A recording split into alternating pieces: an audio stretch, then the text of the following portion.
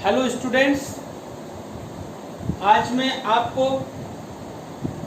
Non finite verb के बारे में बताऊंगा। जैसा कि हमने आपको बताया था, ये नॉन फाइनाइट वर्ब्स ऐसे वर्ब होते हैं जिनको सेंटेंस बनाने के लिए फाइनाइट वर्ब फैमिली के किसी न किसी ने मेंबर के हेल्प की जरूरत पड़ती ही पड़ती है। It means finite verb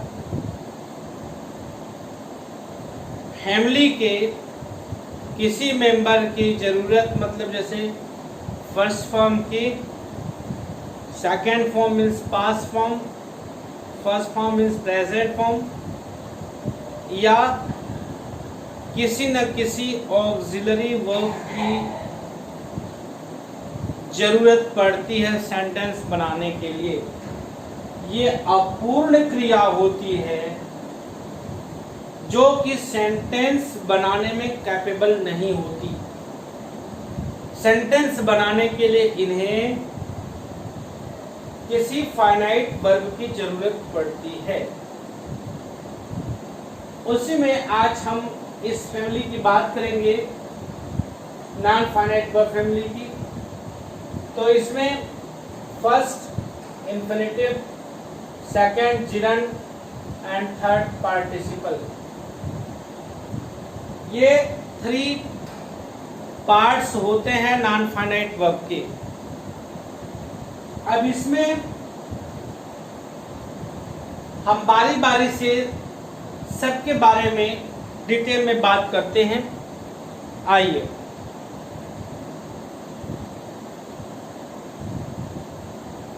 infinitive सबसे फर्स्ट पार्ट है इन्फिनिटिव। इन्फिनिटिव पर हम लोग थोड़ा सा डिटेल में बात कर लेते हैं।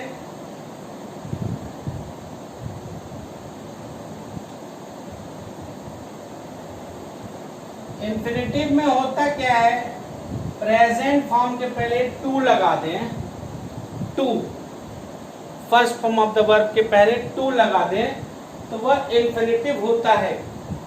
Just like to play, to sing, to laugh, these are infinitive. Hindi में ये ना, ने इसका सेंस देते हैं। जैसे आपसे कोई पूछता है हंसना की इंग्लिश क्या होगी, तो आप बोलते हैं लॉफ, ना, टू लॉफ।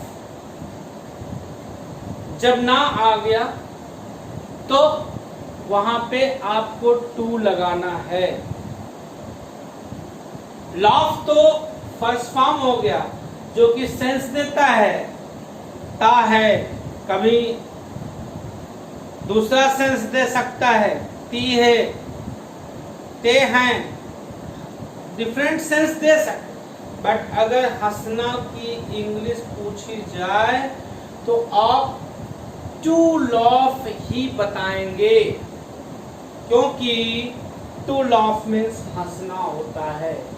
ना, ने लगता है तो वो नॉन फाइनाइट वर्ब होता है और इन्फिनिटिव होता है।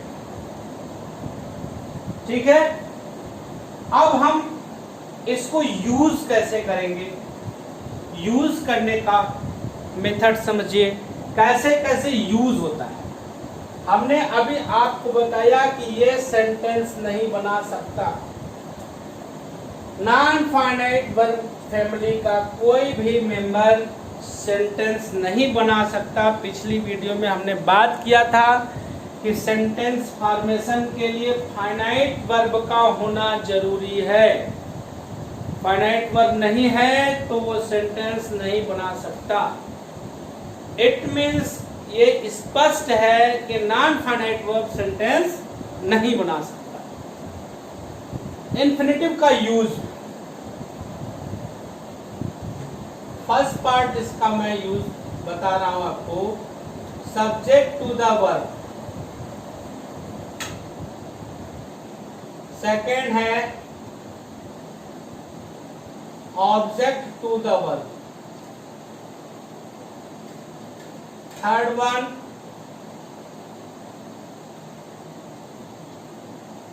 Complement to the verb.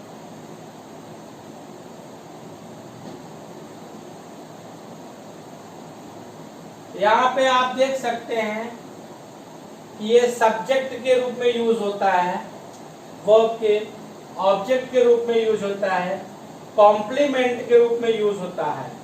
अब हमने आपको एक बात बताया था कि किसी भी वर्ब का सब्जेक्ट हो या ऑब्जेक्ट हो तो केवल नाउन और प्रोनाउन होगा। किसी भी वर्ब का सब्जेक्ट और ऑब्जेक्ट नाउन और प्रोनाउन होते हैं। तीसरा कोई पार्ट्स ऑफ स्पीच सब्जेक्ट या ऑब्जेक्ट नहीं बनता। यहाँ पे आप देख सकते हैं कि यहाँ पे वर्ब का सब्जेक्ट बन रहा है, यहाँ पे वर्ब का ऑब्जेक्ट बन रहा है। It means infinitive is used as a noun in the sentence। जैसे देखिए to sing a song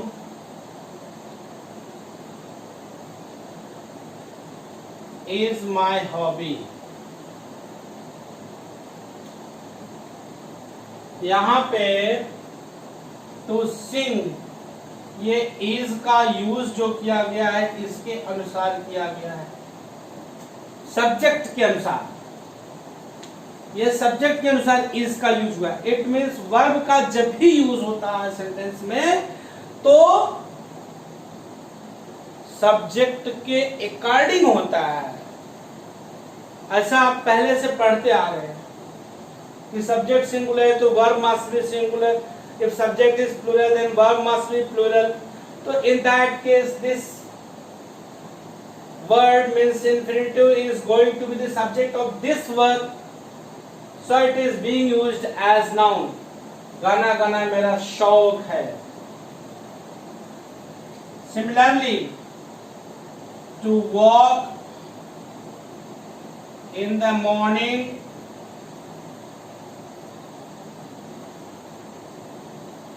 is a good exercise।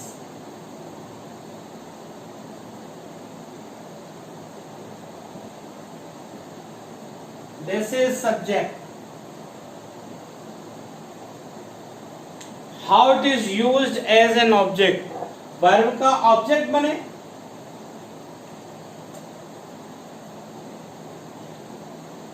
Object to the verb.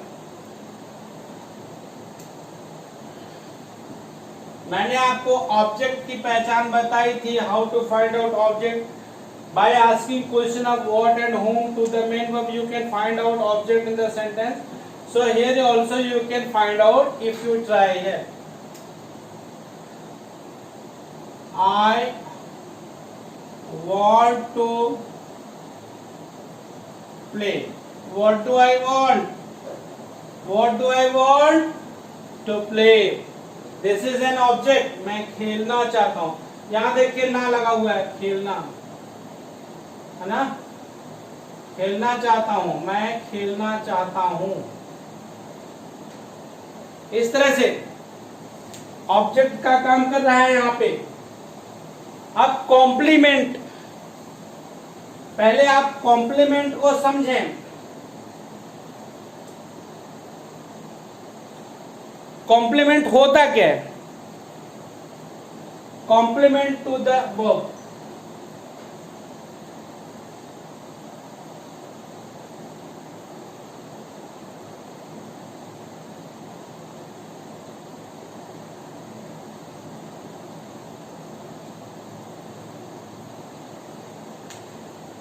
ऐसे वर्ब, ये इस वर्ब का कॉम्प्लीमेंट बनता है तो ऐसे वर्ड, ऐसे शब्द जो किसी सेंटेंस को कंप्लीट करते हैं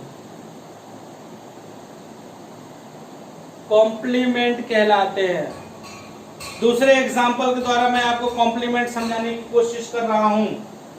जैसे देखिए, शी इज, यहाँ पे सेंटेंस इनकम्प्लीट है। अब हमने इसको एक कॉम्प्लीमेंट दिया, अ नर्स। नर्स ने इसको कंप्लीट किया, दिस इज कॉम्प्लीमेंट। हटा दीजिए इसको। Now is it a sentence? It's not a complete sense, it's not giving complete sense, it's not a sentence. It will going to be a complete sentence when you add a complement to this verb, a nurse. So it is complement. इसका नाम ही complement है। Complement means जो complete करता है। Similarly, infinitive भी sentence को complete करता है। जैसे देखिए,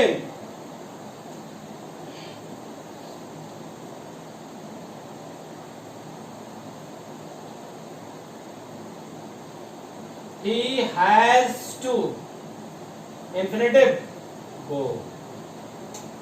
Now it is complement, इसने कंप्लीट किया। अगर हैज तक सेंटेंस छोड़ दिया जाए तो this is not a complete sentence. Okay, in the same way you can write another example too. To see is to believe। यहाँ पे ये इन्फिनिटिव कॉम्प्लीमेंट भी हुआ, इन्फिनिटिव यहाँ पे is का सब्जेक्ट भी हुआ, कॉम्प्लीमेंट।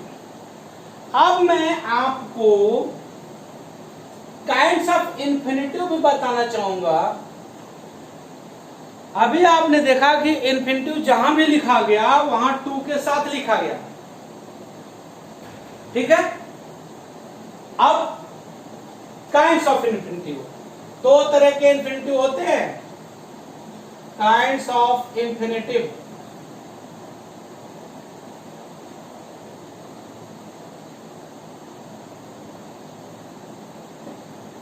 एक तो सामान्य इन्फिनिटिव होता है, okay, common infinitive.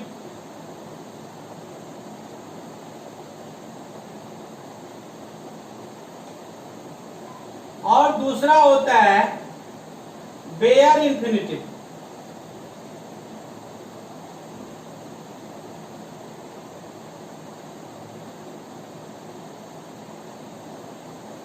Bear infinitive, अब समझिए दोनों में डिफरेंस क्या है।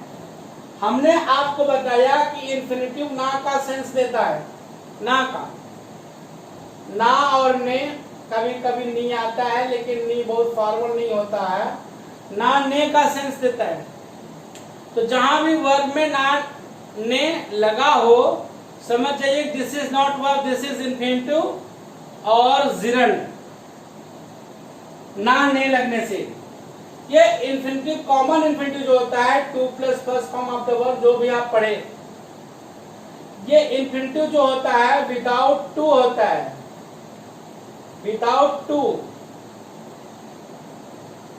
मतलब इसका क्या है, विदाउट टू का सेंस ये है कि ये ना का सेंस तो देता है लेकिन टू नहीं लगा होता है। ना का सेंस देता है बट टू नहीं लगा होता है। जैसे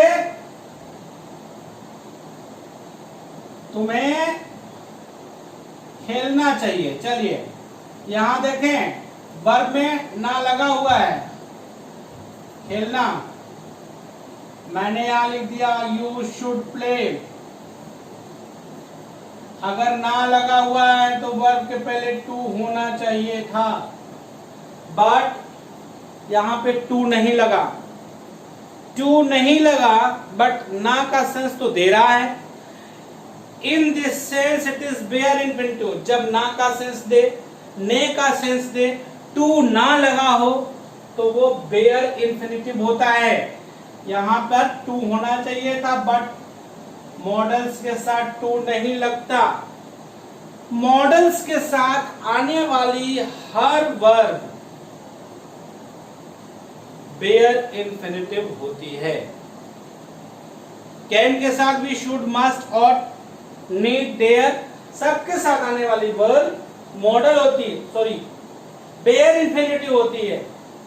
जो इंफिनिटिव होती है वो बेयर इंफिनिटिव होती है।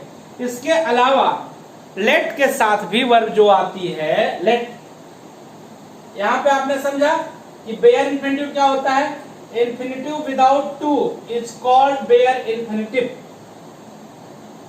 बिना टू के जो ना का सेंस दे वो बेयर इंफिनिटिव होती है। इसमें क्या होता है? मॉडल्स के साथ, लेट के साथ, मेक के साथ, बिड के साथ आने वाली जो वर्ब होती है दैट इज बेयर इंफिनिटिव, वो बेयर इंफिनिटिव होती है। जैसे देखिए, उसे सोने दो, अभी हमने आपको बताया कि ना लगा हो, ने लगा हो तो वो इंफिनिटिव होता है। हमने लिखा यहां सोने, let him sleep, let him sleep. यहां पे क्या देखा? सोने में ने तो लगा हुआ है तो इंफिनिटिव, बट टू नहीं लगा। टू नहीं लगा इसका मतलब this is bare infinitive. Infinitive तो है नो डाउट, लेकिन टू न लगने के कारण वो बेयर इंफिनिटिव है। सेंस तो दे रहा है, उसे सोने दो, मुझे पढ़ने दो,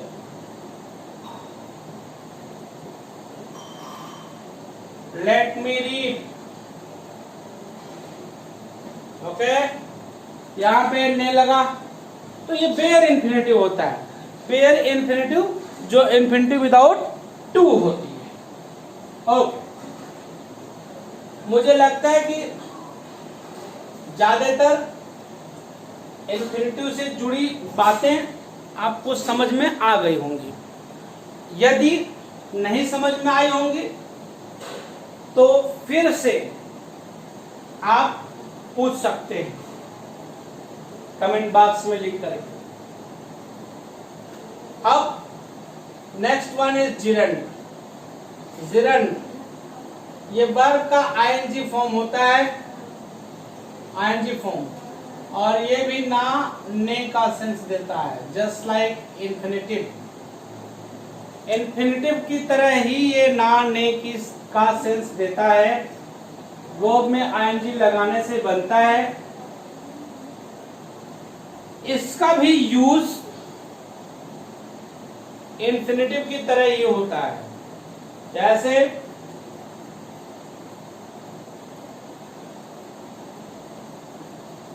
subject to the verb, object to the verb,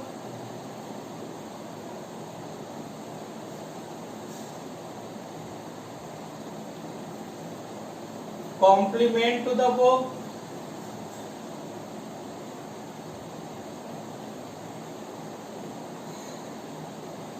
and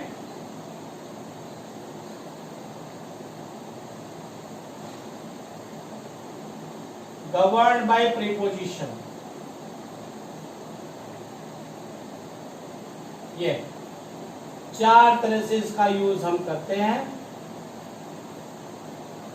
first one is subject to the verb, object to the verb, complement to the verb and governed by preposition. Subject to the verb, जैसा आप देख रहे हैं कि यहाँ पे भी ये वर्ब के सब्जेक्ट के रूप में, ऑब्जेक्ट के रूप में, कॉम्प्लीमेंट के रूप में आ रहा है। It means it is also a noun. ये नाउन की तरह आता है, इसीलिए तो ये सब्जेक्ट और ऑब्जेक्ट के रूप में आ रहा है। Already I have told you only noun और pronoun can be used as subject and object to the verb. It means here it is being used as subject and object to the verb. 100% it is fact that this is noun। अब आप इसको समझ सकते हैं कि अगर ये noun है तो ये कौन सा नाउन है, थोड़ा इसको मैं आपको बताता हूं। देखिए चूंकि इस नाउन का फॉर्मेशन वर्ब से हो रहा है, वर्ब में आईएनजी लगाने से हो रहा है, तो इसको हम वर्बल नाउन बोलते हैं। क्रिया से बनने वाली संज्ञा वर्बल नाउन, क्लियर, इसको हम वर्बल नाउन बोलते हैं। थोड़ा सा इस बात को ध्यान देना है कि जिरंड को विशेष रूप से बहुत ही सीरियसली पढ़ें और उसको अमल में लाएं, क्योंकि आगे थोड़ी सी डिफिकल्टी आपको फील होगी जब आप प्रेजेंट पार्टिसिपल पढ़ेंगे। तो वहां पे प्रेजेंट पार्टिसिपल पढ़ाते समय मैं उस प्रॉब्लम को सॉर्ट आउट कर दूंगा, बट यहां पर बहुत गंभीरता से पढ़ें जिरंड को। पहला टॉपिक हमने आपको दिया, first point, that it is used as subject to the verb. देखिए हमने आपको बताया कि it is used as subject to the verb and it is noun and it gives the sense of noun in Hindi. It's like swimming is a good exercise. Swimming is a good exercise.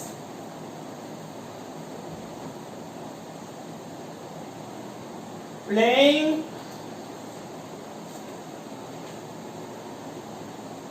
football is his hobby. Here swimming is, ये is का use किया गया according to this swimming. According to this playing, here is has been used in this sentence, so it is subject to the verb. Complement to the verb, sorry object to the verb, पहले object तो देख लीजिए, object to the verb. Similarly just like infinitive, it also becomes the object to the verb, just like she likes eating apple. Here likes eating apple.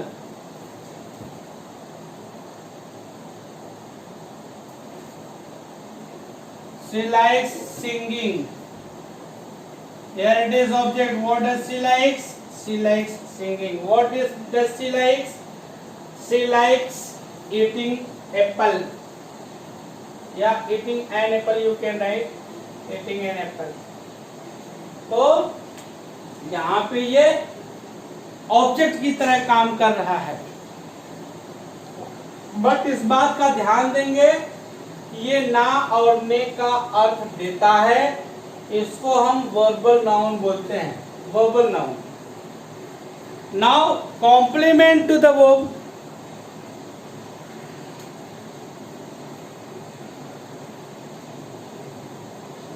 complement to the verb.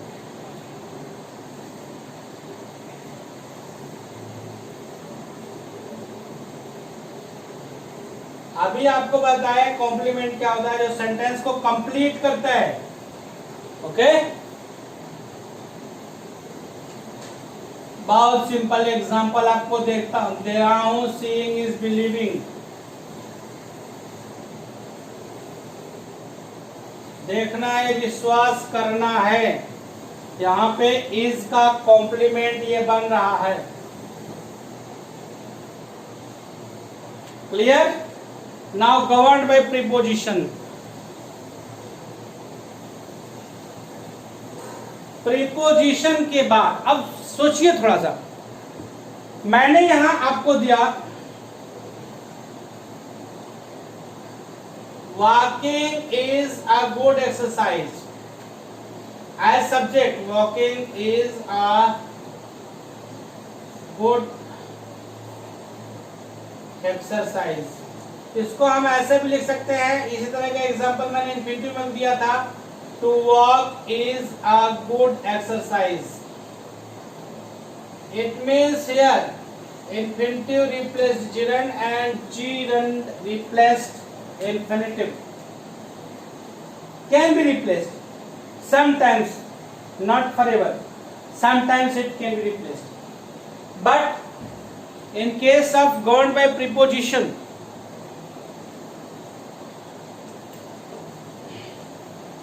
जब preposition आ जाता है वहां पे ना ने का sense आता है तो वहां पे आप इन्फिनिटिव का यूज करते ही नहीं कर सकते. गवर्न्ड बाय प्रीपोजिशन वहां पे आप इन्फिनिटिव का यूज नहीं कर सकते. जैसे I am fond of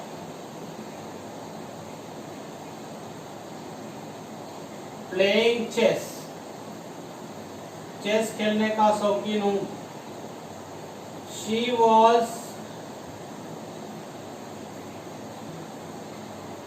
punished for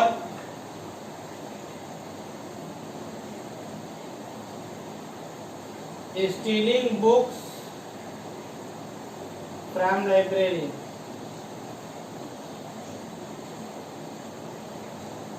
यहाँ पे देखें ये प्रीपोजिशन के बाद हमेशा जिरंड का यूज होता है, इन्फिनिटिव का यूज नहीं होता. तो इसको बोलते हैं गवर्न्ड बाय प्रीपोजिशन. इन्फिनिटिव की बात जो मैंने की थोड़ा सा उस पर एक बार और फोकस डालूंगा. जो सब्जेक्ट टू द वर्ब है, जैसे to play is a good habit.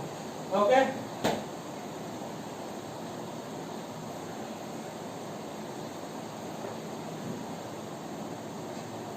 इसको इस तरह का सेंटेंस जिसमें इन्फिनिटिव सब्जेक्ट के रूप में आता है, इस तरह के इन्फिनिटिव वाले सेंटेंस को आप इट का यूज करके भी बना सकते हैं. इट का use just like it is a good habit to play. It's like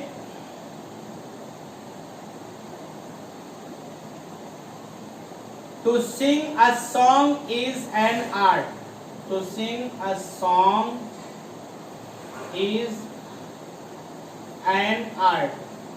इसको आप यूज लिख सकते हैं it is an art to sing a song. Can be written if you want you can write. So infinitive और gerund दो points तो complete हुए. Video बहुत लंबा हो रहा है इसलिए नेक्स्ट वीडियो में मैं पार्टिसिपल पढ़ाता हूं. Thank you. Lots of thanks to you and watch the video completely.